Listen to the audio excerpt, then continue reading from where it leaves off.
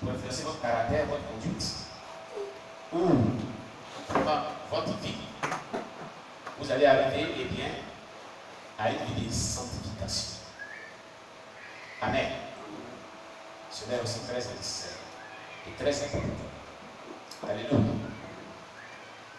Nous allons voir la suite de cet interdit aujourd'hui. On était arrivé au 4e point. Alléluia. D'abord, 3e point nous dit renoncer à tout péché conscient dans ta vie. Confesse Dieu en pardonne-le et réclame la puissance purificatrice du sang de Jésus-Christ. Si tu veux parler de la vie blanche, renonce à tout péché conscient ou inconscient qui est dans ta vie. Et en pardonne-le. Confesse Dieu à Jésus-Christ et demande à ce que le sang de Jésus-Christ te purifie, te lave de tout péché, tout délit. 4e point, identifie le démon. Si tu as plusieurs démons, tu dois t'occuper de l'un après l'autre. Si tu ne sais pas par lequel commencer, demande-lui de te donner son nom. Son identité s'imprimera fortement dans ta pensée. Après avoir confessé les péchés, après les avoir abandonnés, vous allez passer à la phase d'examen de votre vie avec l'aide du Saint-Esprit. Essayez d'examiner votre vie. Et le support de la fiche d'étude d'âme est nécessaire dans ce domaine, est utile dans ce domaine. Car la pluie d'âme nous aide néanmoins à identifier les démons perturbateurs dans notre vie. Amen. Même si certaines personnes ne croient pas à la pluie d'âme, mais la pluie d'âme nous aide néanmoins à purer notre âme, donc à détruire notre âme de tout ce qui est souillure, de tout ce qui est démoniaque. Amen. Amen. Alors tu vas commencer à examiner ta vie et identifier tous les esprits méchants, perturbateurs de ta vie. Après les avoir identifiés,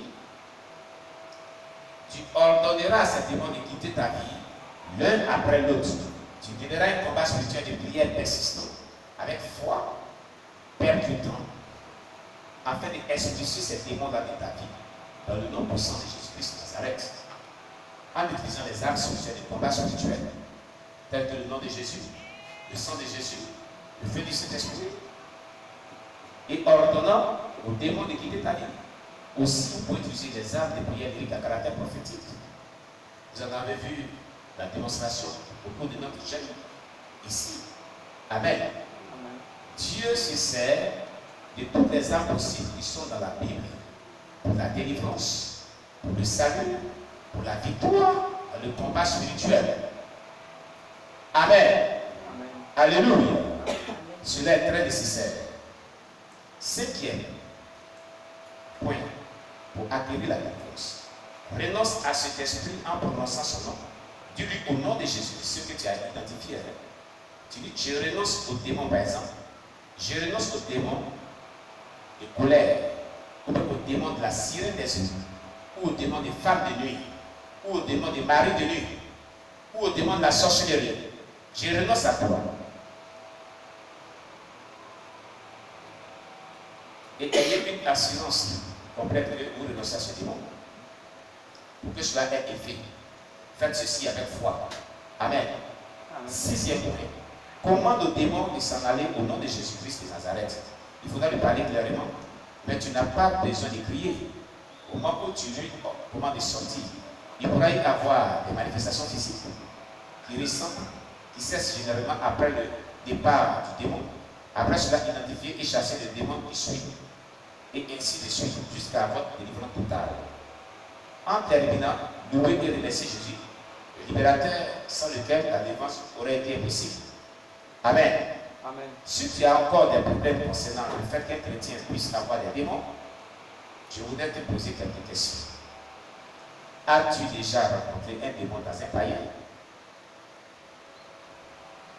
Parce qu'il y a des personnes qui doutent du fait qu'un chrétien peut avoir des démons. Si tu n'as jamais vu une manifestation démoniaque dans un païen, il est peu probable que tu puisses en avoir dans la vie d'un chrétien. Mais si tu te trouves dans ce cas, il y a des choses qui ne vont pas dans ton ministère et dans ta personne. Car si la puissance du Saint-Esprit est pleinement à l'œuvre en toi, cette puissance forcerait les démons à se manifester. Écoutez-moi très bien. Là où la puissance de Dieu descend fortement dans le corps d'une personne, il y a manifestation démoniaque si la personne est influencée ou hypnotisée, ou si la personne est sous l'emprise des démons quelconques. Amen. Amen. Lorsque les démons sont confrontés à une forte présence du Saint-Esprit, où l'onction est relâchée d'une manière puissante, ils ne résistent plus. Ils quittent le corps ou ils quittent l'endroit. Mais la seule et unique manière dont les démons se manifestent, qui a été démontrée par Jésus, qui a été enseignée par Jésus, pour les confronter à une forte présence de sa puissance, c'est lorsque vous gênez et vous priez. Dimanche passé, je vous l'ai dit. Jésus a dit de telles sortes de démons ne sortent par le jeûne de la prière. Mais Marc aussi a dit de telles sortes de démons ne sortent par la prière. Donc la délivrance, c'est la manifestation des démons. Tu peux prier pour les personnes et les démons ne se manifestent pas. Ou ne se manifesteront pas. Tu comprends? Mais laisse-moi te dire que pour que les puissances ténébreuses se manifestent et qu'ils quittent ta vie, il va falloir que tu aies vraiment des moments de jeûne et prière très forts et de consécration pour les pousser à quitter ta vie au nom de Jésus. À quitter ta vie. Tu comprends? C'est ça qui est important. Le jeûne de prière est très important dans le cadre de la délivrance. Quand tu jeûnes sincèrement et tu pries sincèrement de cœur avec foi, les puissances ténébreuses, perturbateurs, qui ne veulent pas quitter ta vie, seront confrontés à une manifestation plus puissante de l'onction de Dieu.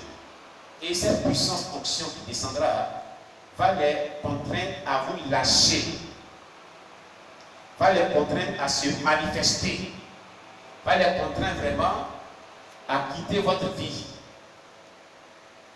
C'est pourquoi nous conseillons cela. Quand une situation perdure et qu'elle est d'ordre démoniaque, passez à la vitesse supérieure en prenant des moments de jeûne et prière. Cependant, si tu avais pris au préalable 3 jours de jeûne à 7, il faut dépasser les 3 jours de jeûne à 7, pas dans 4 jours, 5 jours. Tu ne vas pas mourir. Ça ne sera pas facile si tu n'as jamais fait cela. Mais aie foi et fais-le. Tu vas voir que quand tu vas commencer à prier, avec foi, sincérité de cœur, à partir du 4e jour, 5e jour, il va y avoir des manifestations très puissantes dans ton corps. Si tu pries sérieusement, une forte fonction descendra dans ton corps. Et les démons de l'Europe subsistent. Amen. Amen. Tu ne fais pas attention, toi-même tu vas tomber en succombe, seul à seul, dans ta maison. Tes enfants vont te trouver à terre. Ils vont te dire, papa, tu as quel problème? Et toi, tu es dans une autre dimension. Tu ne sais pas ce qui se passe. Quand tu vas te retrouver, et puis tu vas te descendre, que tu vas te voir à terre, tu vas demander à tes enfants, qu'est-ce qui se passe? Ils vont dire, oui, tu es tombé. Parce qu'il y a eu une manifestation démoniaque. Alléluia. Amen. Dieu soit loué. As-tu jamais chassé des démons d'un pari? Si tu ne l'as jamais fait, tu n'es pas équipé pour entreprendre la délivrance des chrétiens. Et tu devrais être reconnaissant de ce que Dieu t'a épargné. La rencontre des démons qui auraient pu être plus puissants que toi. As-tu jamais exercé un ministère en faveur des chrétiens trompés ou opprimés par des démons? Si c'est le cas, tu rencontreras bientôt des démons résistants dans des chrétiens. Il est probable que les démons dont tu pensais qu'ils agissaient de l'extérieur soient en réalité plutôt à l'intérieur du chrétien. Quand on chasse un esprit, et l'esprit commence à parler à travers une personne, le démon n'agit pas de l'extérieur, mais il est à l'intérieur de la personne. Est-ce que vous devez savoir? C'est parce qu'il est en lui qu'il parle au travers de sa bouche. Donc vous direz à cet esprit, toi démon perturbateur qui est dans cette personne, sors de son corps et va dans la ville, sors de ce corps et va dans les endroits arides. Tu es vaincu au nom de Jésus. Il y a aussi des démons qui agissent de l'extérieur du corps de la personne. La personne, le démon ne peut pas parler au travers de sa bouche. Et les esprits influencent la personne. La personne peut avoir des voix, comme des voix audibles, qui chuchotent des choses à l'oreille. Ça, c'est l'esprit d'influence de l'extérieur. L'esprit dit, ne crois pas à ce qu'ils disent. Ce sont des menteurs. Pourquoi tu vas croire à ce qu'ils disent? Parce qu'on m'a dit que tu as vécu au nom de Jésus. Toi, esprit perturbateur, qui m'influence. Sors de ma vie au nom de Jésus. Vous avez compris ce qu'il a dit? Alléluia.